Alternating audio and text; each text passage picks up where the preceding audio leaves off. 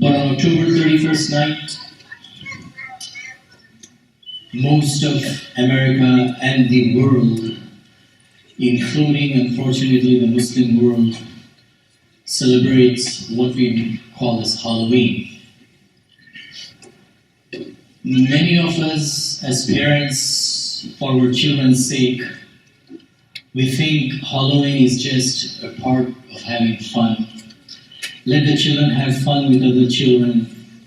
Everybody is doing this. It should be okay to do this. But if you know the history of Halloween, where it's coming from, where its roots and bases are, then through the teachings of the Quran and the Sunnah of Prophet ﷺ, Halloween pretty much becomes haram for us to celebrate. I'll tell you why. If you look at the history of Halloween, roughly 200 years before Prophet Isa alayhi salam came, people living in Ireland, called at that time as Celtics, for them, November 1st was the beginning of New Year. It was the beginning of winter, beginning of the New Year. And the night before November 1st, October 31st, the people of Ireland had a belief and they would make a celebration, a ritual they would follow. In their belief, they had this Lord of the Dead, what they call as Lord of the Dead, whose name was Samhain. It's written as Samhain, Samhain, but it's pronounced as Samhain.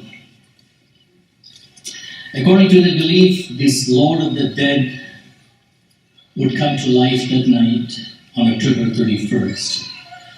And he would make all the people who died that year, he would make all their spirits and souls come alive on the night of October 31st. So the people of Ireland, in their rituals and celebrations, they thought that these spirits can come and possess them in their bodies. So people, to scare these spirits away, they would wear these ghoulish costumes, looking like the spirits in their belief. Trying to scare away the spirits, they would wear these scary costumes of devils and satans and witches and warlocks, bats and black cats. They will do all kinds of things. They will decorate their homes with spider webs and scary faces, put on these scary costumes, and they would knock on the doors of the people to give them some gifts. And the people were scared. They thought if they would not give the gifts to them when their doors are knocked, that these evil spirits that come alive at night, or the belief, would come and possess them. So they would give them gifts to the people who would knock on the door with these scary costumes. To the point, they would make sacrifices of the animals, they would make sacrifices of human beings at that time out of ignorance in some remote places, some remote cases. So that is how Halloween started. It is rooted in paganism, in idol worship, in the beliefs that is encouraged by Shaitan. And then later on, when the Roman Empire conquered Ireland and Scotland and England, when the Romans came over there, the Romans were celebrating a festival of harvest, what they call as Pomona, in honor of the goddess of fruits, the trees that give us fruits. So they would celebrate that festival. Then they saw these people on October 31st celebrating Halloween. They said that let's combine this festival of Pomona with Halloween. And I'll tell you where the name of Halloween came from. So this was going on in Ireland and the surrounding areas in Scotland and Wales and parts of England it had penetrated. And then, when the Christianity came in the year 731 of the Christian era, at that time, the Pope realized that some of the Christians are leaving the religion of Christianity and going into this paganism, the worship of the idols, what the pagans at that time were doing. So the Pope decided we had to do something to attract the people back to Christianity, and also the newly converts to Christianity. So at that time, the Christians were having a festival called All Saints' Day on May the 13th. So the Pope decided, let's move this festival of All Saints' Day, honoring the saints who had died. Let's move this festival of All Saints' Day from May 13th to November 1st, which was known in the Christian language they were calling at that time as Hallowmas. So Hallowmas was moved from May 13th to November 1st, and the night before November 1st, the night before Hallowmas was known as, or the evening before Hallowmas was known as Hallow Evening, and that's from where the term Halloween came from. And later on, as the generations went by, and this festival of Halloween became very brutal and vicious in the sense of people who were worshipping shaitan, Satan, devil worshippers came into existence, the groups of occult, people following these cults came into existence. And the Pope of that time later on, and the devout Christians became very worried about what's going on. This is not something the Bible encourages or the Christianity encourages. So the Pope of the later days said in the 18th century, he said, we're not going to celebrate Halloween anymore.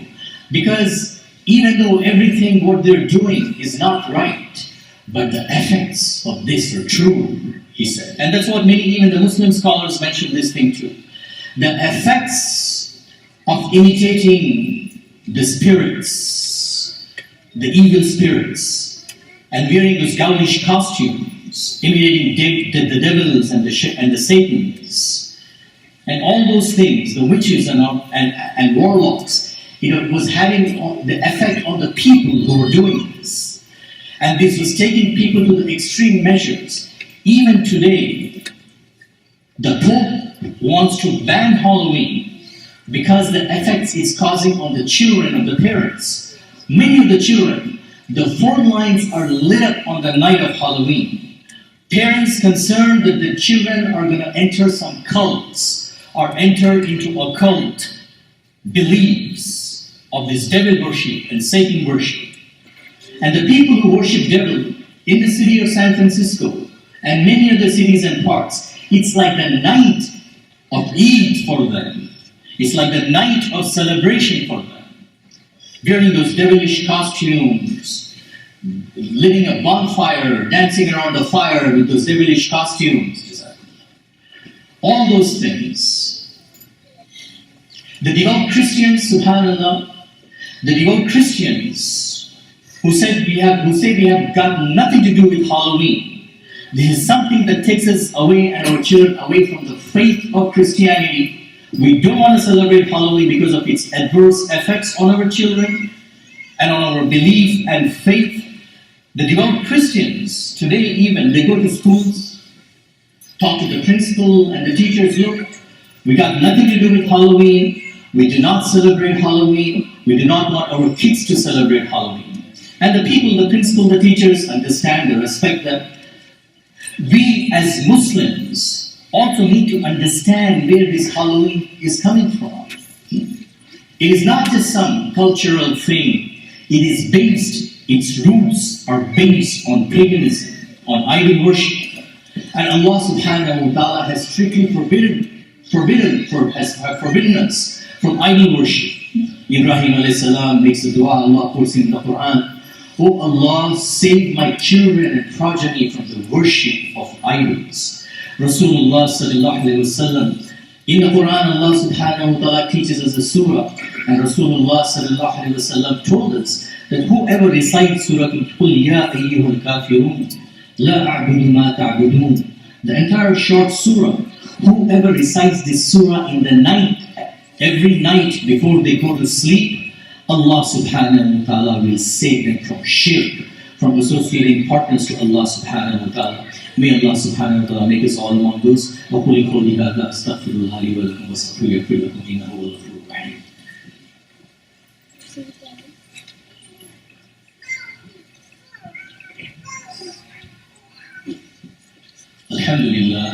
Alhamdulillah Rabbil Alameen, wassalatu wassalamu ala Rasulihil Kareem, amma ba'd. Respected listeners, Allah subhanahu wa ta'ala has given us a beautiful way of life, of Islam. It is clean.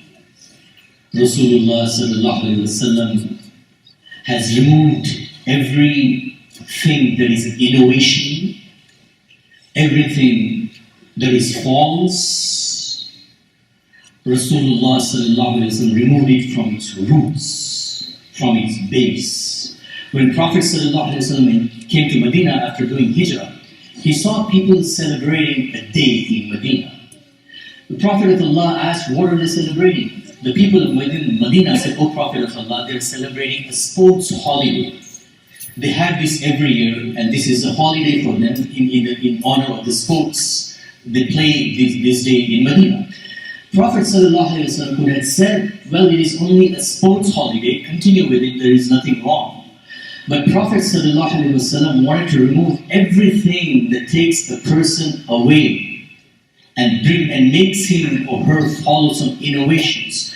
Prophet ﷺ at that time said, we have only two celebrations, Eid al-Adha and Eid al-Fitr. These are the two celebrations we have. Prophet ﷺ said. Allah subhanahu wa ta'ala in the Quran says, وَالَّذِينَ لَا يَشْهَدُونَ الزُّورَ إِذَا مَرُّوا بِاللَّغْوِ وَمَرُّوا كِرَامًا. Allah subhanahu wa ta'ala says, وَالَّذِينَ لَا يَشْهَدُونَ الزُّورَ. When people, the Mufassirin, the Abbas radiyallahu anhuma, and Mujahid rahmatullah alayhi, the Tabi'in, the famous Tabi'in, have written in the explanation of this verse that Allah subhanahu wa ta'ala is talking about the events like Halloween. Allah subhanahu wa ta'ala is saying when a person passes through an event like Halloween or any of these kinds of celebrations, what do Muslims, believers do? They walk away with respect and dignity. They do not participate in that. Because if we do participate, respected listeners, either there are two things. Either we are part of a problem or we are part of a solution. Even if people are knocking on our doors, we say, all right, we are not celebrating Halloween, but let's give these kids to our neighbors' kids who are coming and knocking on our doors. Even though you're giving just the kid, giving them the sweets and candies and not participating in Halloween, but you still are participating in Halloween. Because you have become part of the Halloween.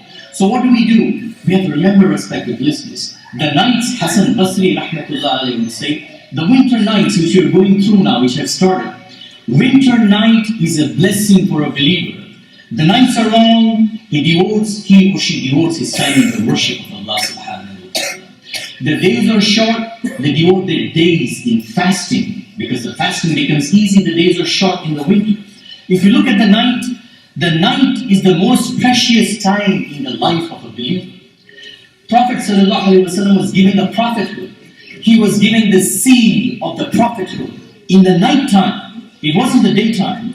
The Quran was revealed in the night time. When he was hurt, blood was flowing to his body and feet in Taif. Allah Azza wa Jal called him after a few days to ascend the heavens and about the heavens, to come close to Allah subhanahu wa ta'ala. Subhanalladhi asra bi'abdihi laylan min al-masjid al-haram ila al-masjid al-aqsa.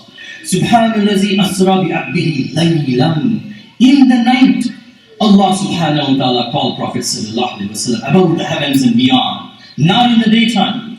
If you look at our 5-time salat, majority of the 5-time salat, 3 salats, Maghrib, Isha, Fajr, and the most important salat after the Fara'id, Tahajjud, they're all in the night time. Taraweeh, Allah encourages to read in the night time. When the sons of Prophet Yaqub alayhi salam came, repenting, realizing what they had done to the younger brother, after many years when Yusuf alayhi salam had grown up, when they realized and they came to their father remorseful, sorrowful, and repenting, he said, oh, our dad, beloved dad, seek forgiveness for us. He didn't raise his hands. It was the daytime when they came. He said, come to me in the nighttime. I will pray to Allah subhanahu wa ta'ala for forgiveness. Because the nighttime is the time when Allah subhanahu wa ta'ala's throne comes closest to the earth. And he says, is anyone among you is there who wants his wishes and desires to be fulfilled? I'm here to answer his call. Is there anyone who is seeking repentance? I'm here to forgive him or her.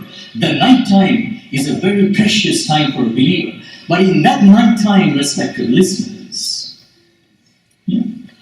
Allah says in the Quran, when we have given them the truth, we have sent down the truth to them, yet they practice falsehood. فَلْيَحْذَرِ الَّذِينَ يُخَالِفُونَ عَنْ أَمْرِهِ أَنْ تُصِيبَهُمْ فِتْنَةٌ أَوْ يُصِيبَهُمْ عَذَابٌ أَلِيمٌ. Allah subhanahu wa ta'ala says, beware of what your prophet has told you, lest you're afflicted with some trial or a grievous punishment befalls upon you. May Allah subhanahu wa ta'ala protect us, respected listeners. May Allah subhanahu wa ta'ala protect our children. And may Allah subhanahu wa ta'ala make us follow the straight path. May Allah subhanahu wa ta'ala save us from all kinds of innovations. And may Allah subhanahu wa ta'ala make us stand up for the truth. You know, what do we do on the night of Halloween? We talk to our neighbors, we educate them, we let them know, listen, ادْعُ إِلَىٰ سَبِيلِ رَبِّكَ بِالْحِكْمَةِ وَالْمَوْعِظَةِ الْحَسَنَةِ وَجَادِلْهُمْ بِالَّتِي هِيَ أَحْسَنُ. Invite to the way of your Lord in a nice way. With the best of the arguments is Allah subhanahu wa ta'ala. We'll tell them nicely, look, we do not celebrate Halloween because this is where it's coming from. The roots, the basis of the Halloween. Even the Pope today, Pope Francis, he wants to ban Halloween. And he wants to ban Halloween and bring Holy Week. Meaning he wants the children to dress as just saints, to make it an All Saints Day for them again. And he knows, and one of the famous, what they call his father or the priest, has said that Halloween is not just some fun, but it opens up the door for dangerous things. This is a quote from a famous Christian priest of our present day time. If you read Daily Mirror or The Guardian, or you Google up about the evil effects of Halloween, coming from the Christians and the Christian faith, you will realize how evil this celebration is and the effects it has on our children and on our faith and on our way of life. May Allah subhanahu wa ta'ala guide us all.